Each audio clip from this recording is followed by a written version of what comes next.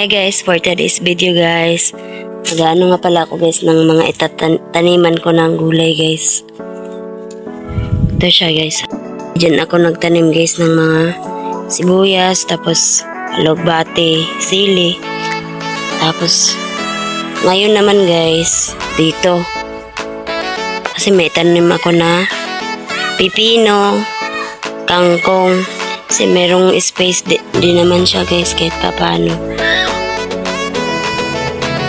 Yan guys. So ayan guys, umulan nga pala kagabi guys. So naisip ko guys, mag-ano na ako guys ng mga itatanim ko guys. Hindi ko alam sa Tagalog yun, pero sa Bisaya kasi magluyong. Yung patutubuin na muna guys bago itanim. So ayan guys, ang inuna ko guys is okra. Meron ako dyang sitaw. Tapos talong, pechay, kangkong, tapos labanos, and then sitaw. Naka-ready na nga ako guys ng mapagtaniman nila. Ayan, sasako ko muna inano guys, tapos sa may container. Pagsasama-samahin ko nga muna yan guys, kasi nga di ko pa tapos yung taniman ko. Di ko pa siya tapos ayusin. Maghahakot pa ako dun ng lupa. Saka di ko rin yan naubusin guys, kasi bigyan ko rin yung nanay at ate ko guys, kasi nanghingi din sila. Nung nagtrabaho pa ako sa SM guys, ito talaga yung isa sa gusto kong gawin pag halimbawang nagsipang ko ng mag-for-good sa probinsya guys. Dati pa lang kasi guys, dalaga pa lang ako guys, nakahiligan ko na talagang magtanim ng mga gulay bukod sa pagpapanday ng bahay. Siyempre guys, hindi porket babae tayo, hindi natin kayang gawin yung mga gawain ng lalaki.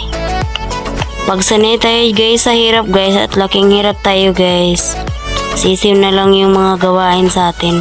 Depende na lang din talaga kung masipag ka or tamad ka. Pero kung laking hirap ka, kung tamad ka naman, wala din talaga mangyayari. Nasa tao pa rin talaga guys kung kikilos o hindi. Itong mga lupa na to guys, nasa sako guys, yan yung mga pinagtaniman ko dati ng mga sili na green. Tapos kamatis, kaso yung kamatis na tinanim ko dyan is namatay lang guys. Pumunta kasi akong Maynila guys, di na naasikaso. Pag uwi ko guys, wala na, patay na yung kamatis. Yung natira na lang guys, yung mga sili. Ngayon wala nga ako maitanim guys na sili sa kamatis guys. Guys, bibili na lang siguro ako dun sa may bagsakan. And guys, ganito yung buhay ng isang nanay guys. Ayan, kasama din yung baby kasi ayaw din yan magpalapag sa kung saan lang natin gusto nila, nakasunod din sila palagi. So ayan guys, lagi din siyang nakasunod. Marunong na rin kasi maglakad to eh. Kaya mahirap talaga guys pag malayo tayo sa ating asawa, pero wala tayong di kayang gawin kasi ganyan ang gawain ng isang nanay guys eh. Lahat kinakaya. Hala, oy, naunsa naman niya akong bilbil dire eh. Kita naman kaya ng katambukan in taon Ginoo ko tabang. So tinakpan ko na nga guys ng lupa guys, yung mga ilagay ko na mga buto guys. Tapos inanuhan ko ng tubig guys. Tapos meron din akong sako dyan na ilalagay para matakpan sila, kasi inaano yan ng mga manok guys.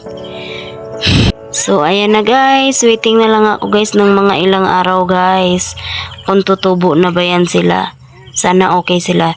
So kinabukasan guys, sa isip ko guys, tambakan ko na ng mga lupa yung tataniman ko guys. Kaya dito na ako sa likod nag-ano ng lupa. Kaya lang naisip ko guys, parang mababa pa yung pagtaniman ko. So ang ginawa ko guys, naghanap muna ako ng mga dahon guys. Sinambakan ko na muna ng mga dahon na patay.